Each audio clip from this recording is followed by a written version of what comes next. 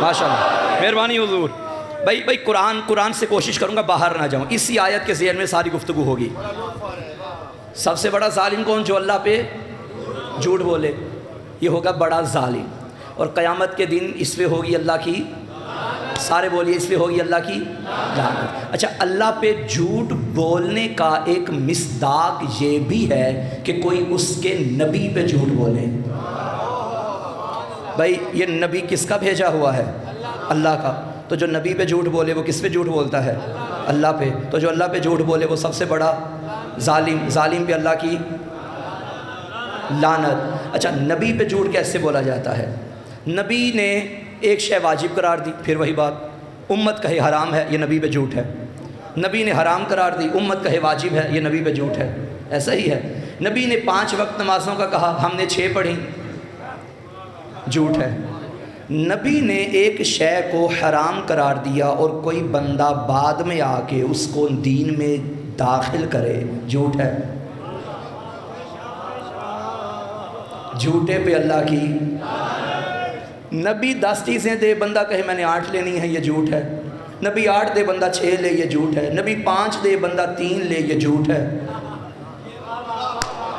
اور جھوٹے پہ اللہ کی کتنی چیزیں نبی دے کر گئے؟ انی تارکن فیکم الثقلین، ثقل کہتے ہیں بھاری چیز کو، ثقلین تسنیہ کا صیغہ ہے، 2 بھاری چیزیں۔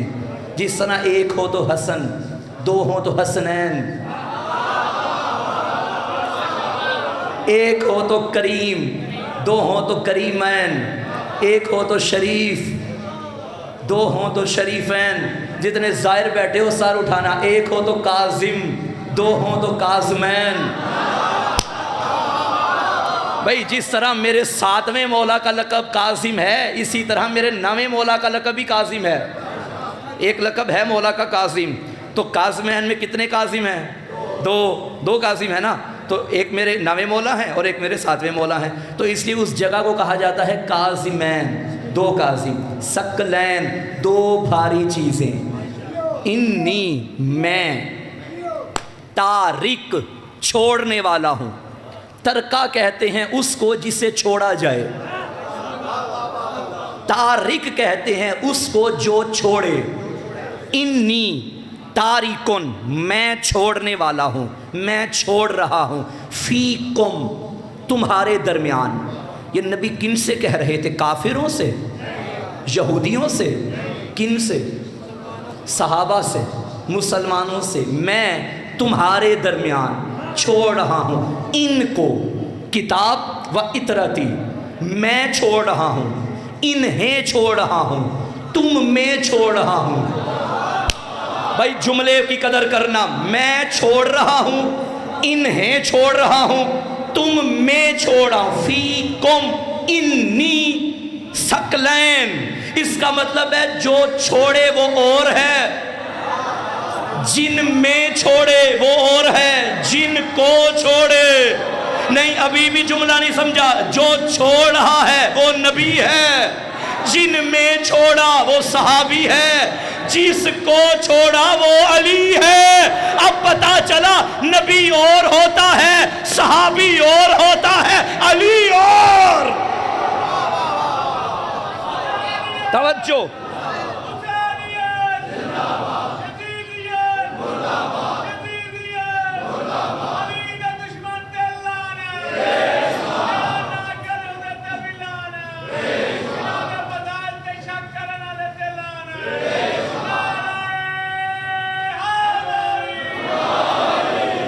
جو نبی کو 40 سال تک نبی نہ مانے وہ بھی اللہ پہ جھوٹ بولتا ہے، جو نبی کے بلانے پہ بھی نہ آئے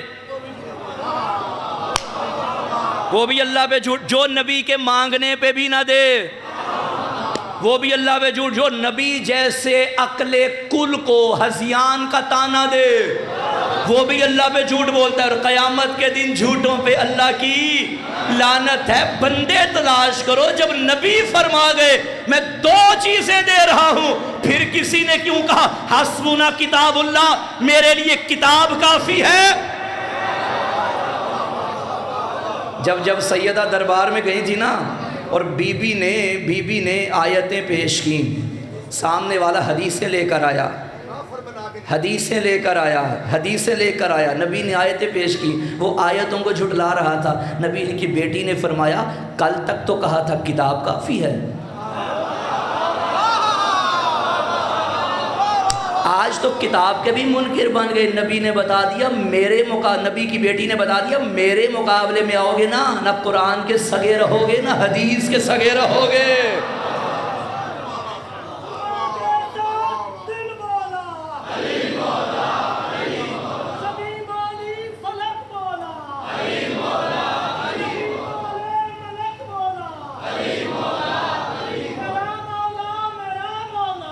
علی مولا۔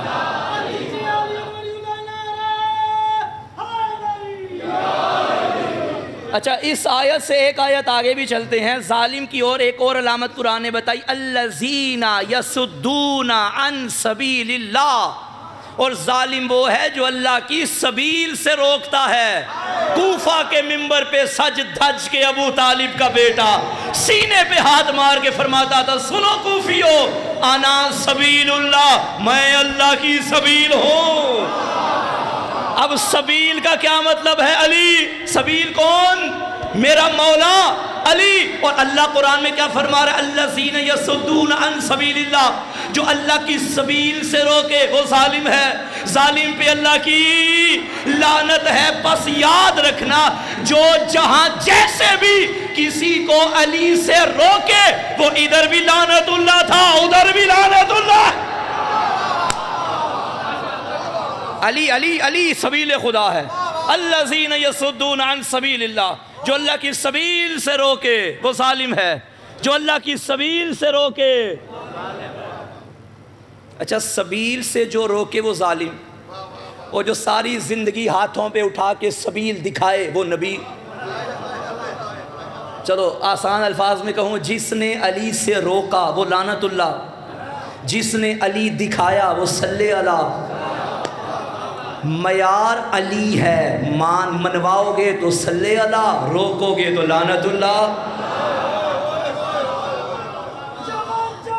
کیا بات ہے؟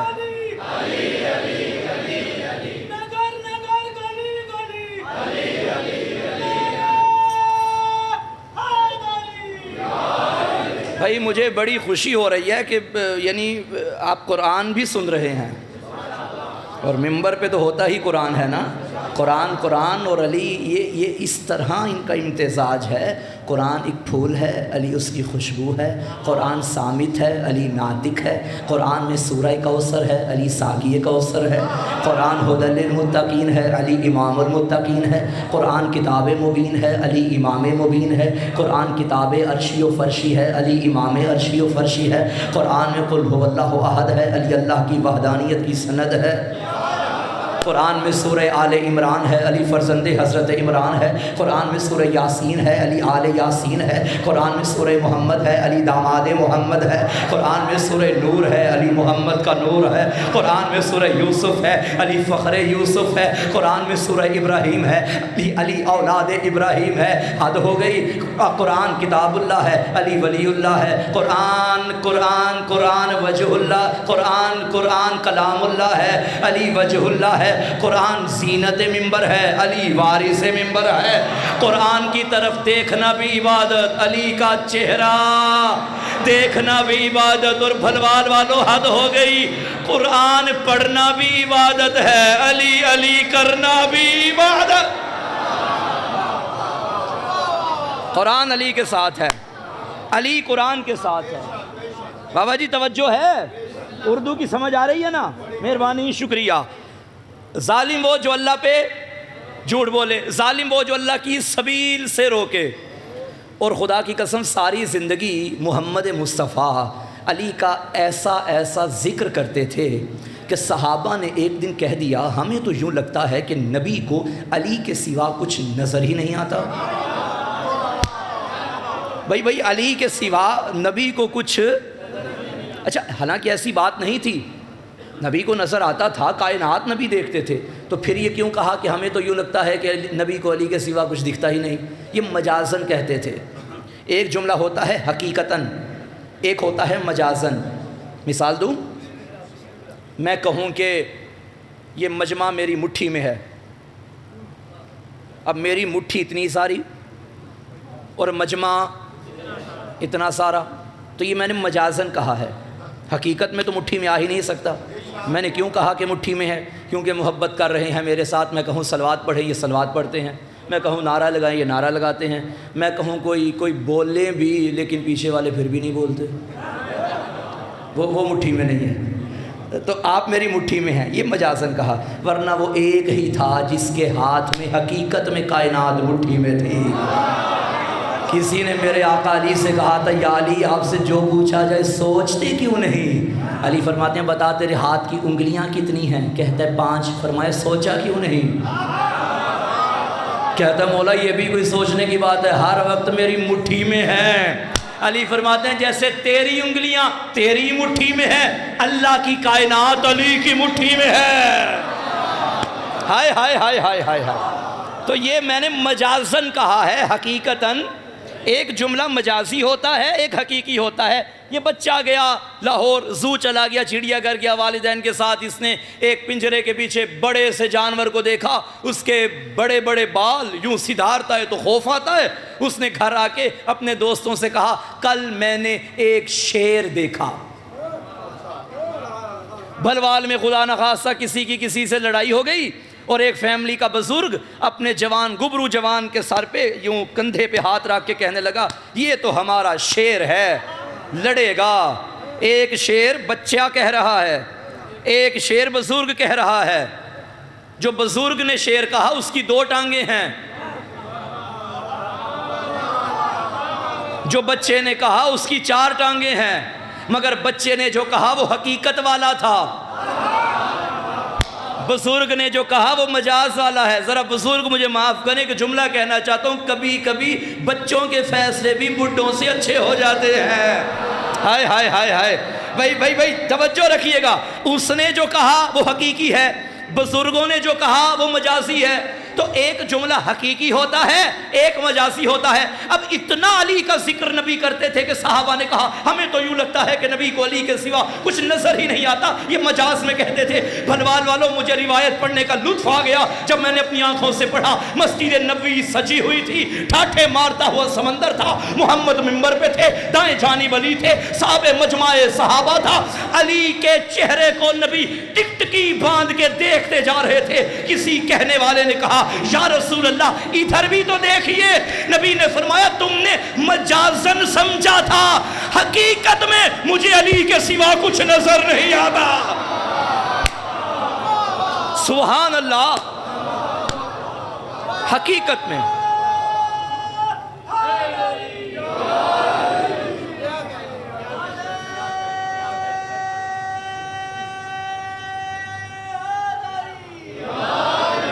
کوئی بات پہنچی؟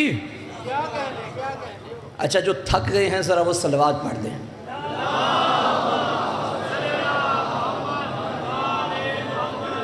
اچھا جو نہیں تھکے وہ بھی پڑھ دیں۔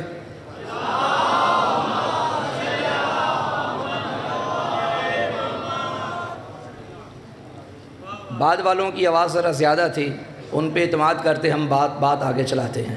جو تھک گئے ہیں اب سے معذرت، اب برداشت تو کرنا پڑے گا بھائی، بلایا ہے۔ ظالم کون؟ جو اللہ پہ جھوٹ بولے۔ اچھا مجھے بتائیے اللہ ظالموں پہ کیا کرتا ہے؟ لعنت۔ پھر اس کا مطلب ہے کہ اللہ خود ظلم نہیں کرتا۔ ہاں واللہ لا یہدی القوم الظالمین، اللہ ظالموں کی ہدایت نہیں کرتا۔ جس کی ہدایت اللہ کرتا ہے نا محمد اسی کی کرتا ہے۔ واللہ لا یہدی القوم الظالمین، اللہ ظالموں کی ہدایت نہیں کرتا۔ واللہ لا یحب الظالمین، اللہ ظالموں سے محبت نہیں کرتا۔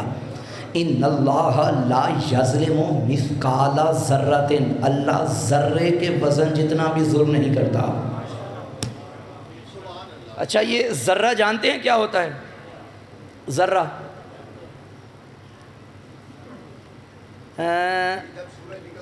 ہائے ہاں کیا بات ہے، بڑی بڑی پیاری مثال دی ذرے کی۔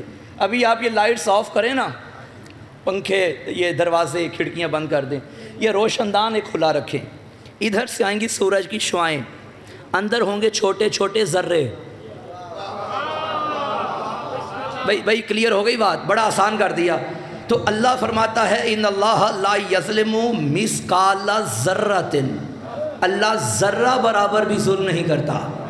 اچھا اس ذرے کو ایک اور مقام پہ بیان فرمایا فَمَن يَعْمَلْ مِثْقَالَ ذَرَّةٍ خَيْرًا يَرَهُ وَمَن يَعْمَلْ مِثْقَالَ ذَرَّةٍ شَرًّا يَرَهُ. اللہ ذرہ بھر بھی کوئی نیکی کرے گا نا وہ بھی دیکھے گا، اور کوئی ذرہ بھر برائی کرے گا خدا وہ بھی دیکھے گا. اب بیدار ہو جائیے، ذرے کی سمجھ آگے کتنا ہوتا ہے، یوں ہاتھ میں بھی نہیں آتا، اسے کہتے ہیں ذرہ. اتنا بھی ظلم اللہ نہیں کرتا، ذرہ برابر. اب ذرہ سمجھ آ گیا تو یہ حدیث سمجھانا آسان ہو جائے گا. بھرے مجمع میں نبی نے علی سے فرمایا تھا یا علی، اگر کوئی بندہ نوح نبی جتنی عمر رکھے، ساری زندگی عبادتیں کرے، روزے رکھے، پیدل حج کرے، احد پہاڑ جتنا سونا راہ خدا میں خرچ کرے، صفا و مروہ کے درمیان حالت مظلومیت میں مارا جائے، اگر اس کے دل میں ذرہ بھر تیری دشمنی ہوئی، جنت و دور خوشبو بھی نہیں سونگے گا. ذرہ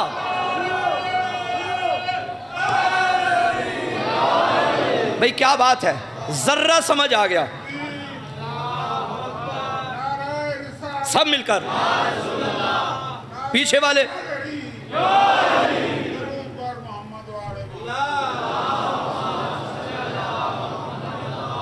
بھئی کیا روحانی مجلس ہے خدا کی قسم. ذرے کی سمجھ آ گئی. اچھا اللہ ظلم نہیں کرتا تو اللہ کیا کرتا ہے؟ عدل کرتا ہے. یعنی اللہ ظالم نہیں، اللہ عادل ہے. عدل کسے کہتے ہیں؟ یہی تو بات، اور ساری بات ہی یہی ہے. عدل کسے کہتے ہیں؟ کسی بھی شے کو اس جگہ پہ رکھنا جس کی وہ اہل ہو، اسے کہتے ہیں عدل. اور ظلم اس کے برعکس ہے، کسی بھی شے کو اس جگہ رکھنا جہاں کی وہ اہل نہ ہو، اسے کہتے ہیں ظلم.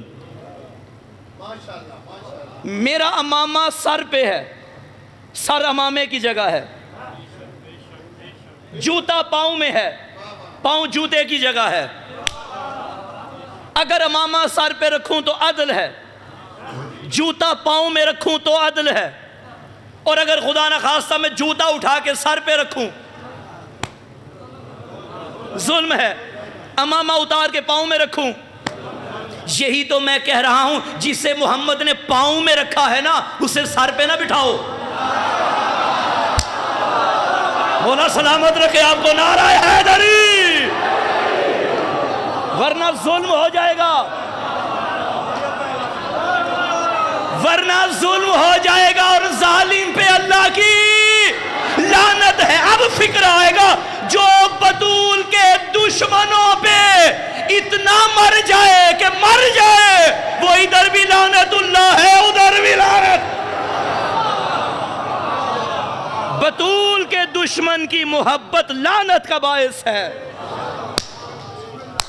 پریشان ہو گئے؟ بھئی ظلم نہیں کرنا، عدل کرنا ہے، عدل کرنا ہے، ورنہ ظالم بھی اللہ کی. اچھا اگر اللہ عدل کرتا ہے، اور بے شک کرتا ہے، عادل ہے، اللہ بھی عادل ہے، اللہ کا نبی بھی عادل ہے، تو نبی بھی جو کرے وہ عدل ہے. نبی اگر کسی کو ادھر بٹھائے تو عدل ہے. بھائی نبی ہر شے کو ادھر رکھتا ہے نا جس کی وہ اہل ہو. اگر اٹھ کے کسی کو اپنی مسند پہ بٹھائے تو عدل ہے. بھلوال والو جملے کی قیمت دے دینا. اگر نبی کسی کو اپنی مسند سے بھی اٹھائے اور اپنی محفل سے بھی اٹھائے یہ بھی عدل ہے. اسے عدل کہتے ہیں.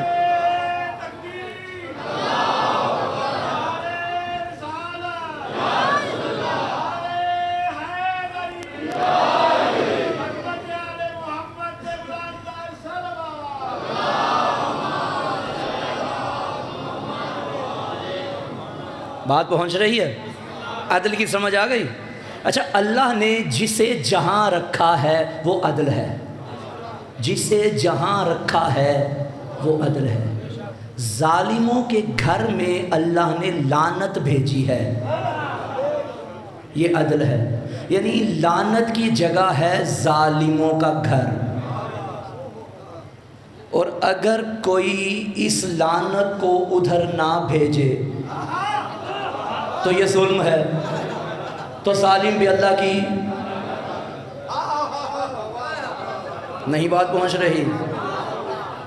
یہ ہے لعنت، یہ ہے ظالموں کا گھر۔ عدل کی تعریف کیا تھی؟ کسی شے کو ادھر رکھنا جس کی وہ اہل ہو، عدل ہے، اور ادھر نہ رکھنا جس کی وہ اہل ہو، یا ادھر رکھنا جس کی وہ اہل نہ ہو، یہ ظلم ہے۔ اب لعنت کو اللہ نے رکھا ہے اس گھر میں، تو اللہ ہے عادل، اور اگر کوئی اس لعنت کو ادھر نہ بھیجے وہ تو جائے گی، اس نے تو جانا ہے کیونکہ اللہ نے رکھ دیا، اور اگر کوئی اللہ کا بندہ یوں نہ کرے تو وہ ظلم کرے گا، ظلم کرے گا تو ظالم بنے گا۔ اس لیے یہ نعرہ ٹھیک لگایا جاتا ہے، اہل بیت کے دشمنوں پہ لعنت بے شمار، جو لعنت نہ بھیجے اس پہ بھی لعنت بے شمار۔ بھائی جو لعنت نہیں بھیجے گا تو ظالم بنے گا، تو ظالم پہ اللہ کی صلوات پڑھے مل کے بآواز بلند۔ تو لہٰذا اگر کوئی یہ نعرہ لگاتا ہے تو بالکل ٹھیک لگاتا ہے۔